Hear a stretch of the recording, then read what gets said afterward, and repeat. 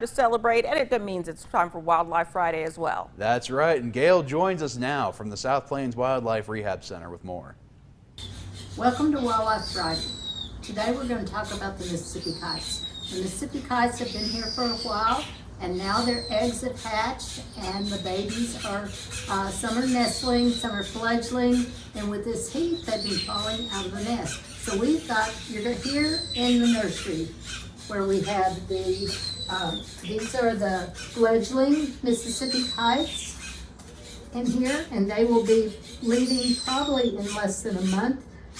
We will be teaching them to eat crickets, and they'll have a lot of good meals here. And then over here we have the small Mississippi kites. This is a nestling Mississippi kite. You can see the really small tail. And this Mississippi kite fell and has a broken femur. And it had a splint on its leg. And I just took the splint off today so it can exercise it, and then we'll be putting a splint back on it. And hopefully have a good outcome, speedy outcome, because kites are not here for that long. Kites fly all the way from Central America. They come from Argentina, and when they go back down there, they become insectivores, and they eat cicadas and grasshoppers and butterflies and dragonflies. So, and here there's not much insects, so I don't know why they would pick West Texas to come and nest, but they do.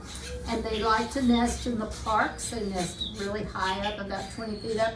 We've been successful with Dr. Bowl in putting 2 back in the nest. Dr. Bowl has put them back in the nest, so that's a good thing. But if you do find one, call us, because we need to get the exact location, because we want to put them back in the nest if we can.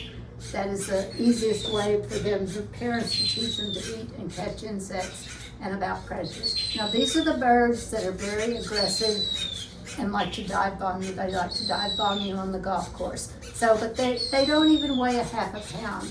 So they can't really hurt you. I've had people tell me, oh, they put a stitch in my head. Well, I'm sure a bird flying at you that weighs a half a pound looks pretty big from the sky, but when you really get up close, they're not that big. So it is Mississippi kite season, so be on the lookout. And this is what they look like. When they are 3 years old, they are solid gray with red eyes. They get the red eyes from going down to Central America and eating the insects. Here, they're going to get a diet of crickets, mealworms, and bee parts. Thank you for watching KLBK Wildlife Friday. We'll see you next week.